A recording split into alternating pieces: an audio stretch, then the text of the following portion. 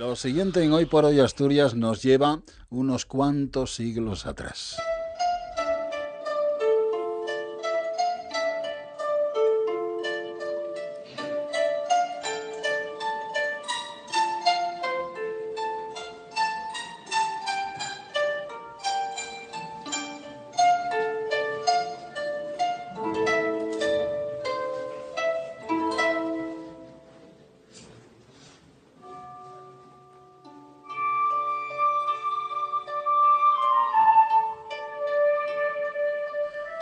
Estamos escuchando la Rota de Arlós, un instrumento medieval cuya historia enseguida les contamos, tocada por Héctor Braga, por cierto, y con la orquesta de cámara de Siero.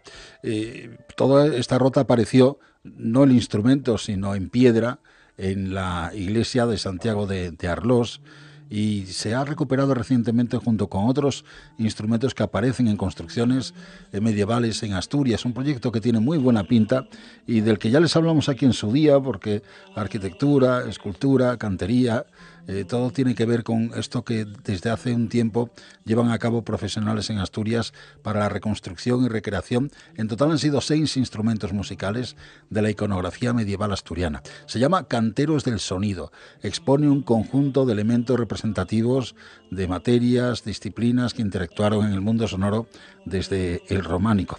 Así que vamos a hablar de ello. Esta exposición que desde ayer ya pueden contemplar ustedes en la Casa de Cultura de Llanera, encuentran algunos de estos instrumentos, concretamente 3. La Rota de Santiago de Arlós, el primer instrumento construido dentro de este proyecto, recuperado en versión del luthier asturiano Carlos González. El cuerno medieval de la iglesia de San Andrés de Ceares, en Gijón, construido por Adbrán Cupeiro. Y la cítola de Daniel Rodríguez, también luthier asturiano, que construyó este instrumento basándose en diversas iconografías ibéricas de los siglos XIII y XIV. Bueno, alma mater de todo esto es Manuel Paz, que está con nosotros. ¿Qué tal, Manuel? ¿Cómo andamos?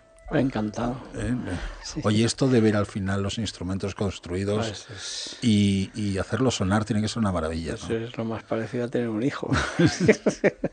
Sí. Porque en este caso escuchábamos la Rota de Santiago de Arlós. Tú nunca habías escuchado una rota. Sí, bueno, sí, ya la había oído de este antes. Tipo, ¿no? Sí. Lo que pasa que, bueno, en este caso ese sonido que era del concierto que hicimos para inaugurar la Rota en la propia iglesia que estaba el canecillo ahí con la cabra tocando esa Rota, fue de las cosas más emocionantes musicalmente que hemos vivido con la Ocas, porque la gente estaba emocionada y llorando, la gente de pronto ese patrimonio que estaba ahí tan cerca, que no sabían, sí sabían que había una iglesia románica espectacular, pero ese instrumento y por verlo ahí sonar fue de una emoción absolutamente increíble. Porque hay que aclarar que estos instrumentos, los 6 que habéis recuperado, ya son 8. Ya son 8. Y otro que viene de camino enseguida, que es la vihuela de arco de la iglesia de que está en Siero. Ahora me saldrá el nombre enseguida. Bueno, de la iglesia. ¿Todos estaban desaparecidos? Bueno, como instrumentos, en la Edad Media, en toda la Edad Media de todo Occidente, se conservan, creo no llega a media docena de instrumentos. Uno es la famosa cítola inglesa, que dicen, aunque sea de origen ibérico, de la cítola del British Museum, que se conservó porque es un instrumento absolutamente fascinante. Invito a la gente que entre en internet y que ponga cítola British Museum, para ver lo que está hecho ahí. Y a un instrumento de viento en Alemania y poco más, y fragmentos, ¿no? Porque no se conserva. Así como en Egipto se conservan cientos de instrumentos porque se enterraban con ellos por el clima y todo. De la Edad Media sí se conservó y se pueden reconstruir, es por esas esculturas, la iconografía que hay en piedra de los canteros que se dedicaban. Parecía que intuían que sin ellos esos instrumentos iban a desaparecer. Y los códices, esos son los 2 elementos que hay para reconstruir los instrumentos. Pero permítamelo, porque yo desde mi ignorancia presupongo que tiene que ser un trabajo casi imposible. O sea, que con el trabajo de un cantero, siglos después uno pueda volver a darle vida a un instrumento. Un cantero de representar la imagen por fuera, pero claro, las tripas del instrumento, eso hay que tirar de todo lo que se pueda de la tradición constructora de instrumentos hacia atrás, todo lo que se pueda hacia atrás, e intuir, hay que intuir, hay cosas de pura intuición, pero no veas cómo intuyen en este caso de la Rota, Carlos González. Bueno, estoy viendo que tenemos unos luthiers tremendos. Bueno, ¿no? o Abraham, que bueno, tocó el cuerno ese y es increíble, ¿no? El que está en la iglesia de Ceares, que por otra parte ese cuerno fue el inicio de la parte expositiva de Canteros del Sonido, fue una propuesta de los museos arqueológicos de Gijón, que quisieron montar una exposición en torno, como base principal, a ese cuerno de Ceares que está allí, ¿no? Y añadimos la Rota Arlós, la Rota de Ujo, otros instrumentos que fuimos construyendo, esos 6 que comentabas en su momento, ¿no? Y ese es el punto de partida de la parte expositiva que ahora se puede disfrutar en formato reducido por cuestiones de espacio en la Casa Cultura de Linares. Iba a preguntarte yo un poquito por el contenido de la exposición que tenemos en Llanera, en la Casa de Cultura. Lo acabas de comentar, es en versión reducida por cuestiones de espacio. De los instrumentos solo 3, los que comentábamos antes, ¿no? Ese cuerno que, como digo, es el punto de partida, y después la Rota de los cabos tenía que volver a su sitio, ¿no? A estar en su sitio, ¿no? Y esa cítola de Daniel Rodríguez también, que la cítola es un antecesor de las actuales guitarras, o sea, es un instrumento emblemático de la Edad Media y está muy representado, y en Asturias está sobre todo en la Catedral de Oviedo, hay varias cítolas. El cuerno está por todas partes y claro, el cuerno es el antecesor primero del corneto medieval, del corneto del Renacimiento y de la trompa actual. O sea, imagínate de la trompa, que es un instrumento básico en el mundo sinfónico y en el mundo. El inicio es ese cuerno que se tocaba para dar señales en la caza y en las instrucciones militares, ¿no? Y después la Rota, claro, la Rota es fascinante. Es muy enigmático el instrumento porque se dejó de tocar sistemáticamente en el siglo XIII. La última representación es de finales del XIII en las cantigas de Alfonso X el Sabio. Ya no se ve. Presuponemos, porque cuando Héctor Braga le echó mano al instrumento, dijo, es que esto es muy difícil, pues como tiene tapa armónica, no es un arpa, el arpa, claro, el arpa como no tiene tapa, tú puedes ver las dos manos cuando tocas. Aquí o ves la izquierda o ves la derecha. Y entonces a la hora de tocar con las dos partes se complicaba mucho. Entonces, pues, seguramente por eso en esto tenemos que lucubrar, ¿no? Y que suponer e intuir, porque documentación se escribía muy poco en la Edad Media. La gente en la Edad Media no sabía leer y escribir, pero ni siquiera los nobles y los reyes no tenían esa necesidad porque no había tanto documento. Solo era el ámbito de los monasterios donde se conservó toda la cultura y todo, gracias a Dios. Oye, curiosidad que tengo yo. Bueno, has mencionado el cuerno, sí, pero la mayoría son instrumentos de cuerda. No, hay viento también. Lo que pasa es que pasa un detalle, claro. A ver, voy a hacerte una pregunta. ¿Por qué crees tú que podían tener los instrumentos de cuerda? Estamos hablando del ámbito místico, ¿no? Del ámbito religioso, ¿no? ¿Por qué instrumentos de cuerda y no de viento? No sé, es una presuposición, digo yo, ¿no? Pues verás. Porque... Lo digo más que nada por los que habéis encontrado en la Rota, y hay unos cuantos que son de cuerda. Claro, es que si tú estás tocando un instrumento de viento, no puedes cantar ni no puedes rezar. Y si estás con un cuerda, sí, estás tocando con las manos. Claro. Entonces esa es la razón por la que los instrumentos de cuerda tenían una cierta preeminencia. ¿Qué pasa? Que para la danza y para las cuestiones así muy ceremoniosas y tal, pues los instrumentos de viento pues tenían esa potencia y esa fuerza, ¿no? Pero bueno, sí, había...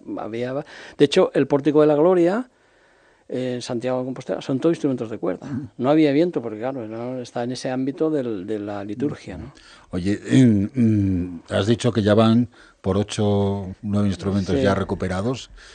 Quedan muchos más, me contabas antes, ¿no? Sí, y quedan muchos lugares en Asturias donde están representados generalmente en iglesias, ¿no? Sí, hay todavía pendientes de que le echemos mano, pues está San Antolín de Bedón en Llanes. Hay en Villaviciosa, es increíble la cantidad. Solamente en Villaviciosa tenemos más o menos esto todo aprovechando trabajos previos, por ejemplo del libro de Tina Cuadriello, que es excepcional ahí, que recoge todas estas pues solo en Villaviciosa debe haber unos 17 instrumentos representados. Y después Oviedo pues tiene un montón en la catedral. Sí, Oviedo gana por goleada. Tiene un instrumento absolutamente fascinante que es el músico de San Miguel de Lillo, que es del siglo IX, que estamos en ello, porque es una cosa muy, muy especial y determinante, ya casi me atrevo a decir, en la historia de la música de esa época, ¿no? Porque es siglo IX, hay representaciones de esa época en el ámbito occidental pues son escasísimas estamos hasta un caso muy especial. Y después la catedral, que ya es posterior, ya es gótico y tal, pero que tiene un patrimonio ahí espectacular. Y en estas investigaciones, Manolo, que estáis haciendo, ¿en cuántas ocasiones os quedáis mirando determinado elemento en una iglesia, pongamos, en un capitel, donde sea? ¿Y qué será esto que está tocando este hombre? Bueno, mira, yo tuve la inmensa suerte de fotografiar la zanfona que está, esto fue en el 2009, la zanfona que está en el claustro de la Catedral de Oviedo, que no se había identificado todavía. Digamos que fui el primero, tuve la suerte de ser consciente de que había un instrumento musical ahí.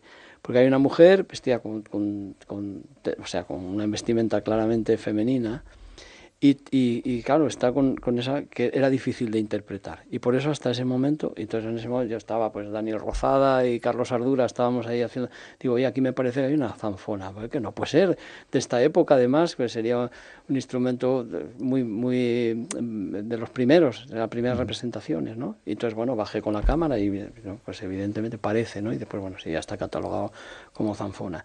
Pues claro, la emoción es enorme, ¿no? Encontrarte ahí. O hace poco en Aramil, ya me salió. Mira, lo siguiente que vamos a hacer es una vihuela de Aramil, pues ahí aparece un instrumento de viento muy desconocido, muy enigmático, que se redescubrió hace realmente por un musicólogo, Faustino, un musicólogo que está ahora en Galicia, que se llama el dolio, y que se confundía porque era como una barrica y se pensaba que era como aquellas representaciones absolutamente pornográficas que hay en las iglesias, como el pecado, pues como era que estaban bebiendo y tal. Pero resulta que no, que tenía unas funciones Entonces, hay uno en Garamil.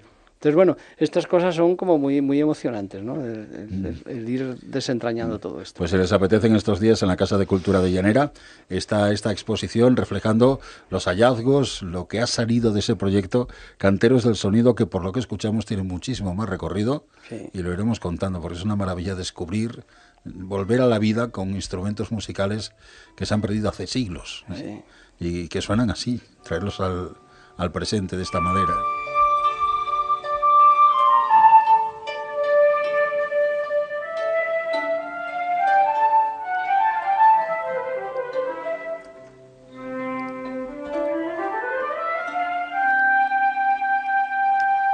Sonando la rota con la Orquesta de Cámara de Siero, la rota tocada, como les digo, por Héctor Braga, y en ese sitio, en la iglesia donde se halló esa imagen en su tiempo, ya hace unos cuantos años, y que supuso el arranque de este proyecto del que les estamos hablando. Manuel Paz, muchísimas gracias, caballero. Un placer. Y enhorabuena por ese trabajo.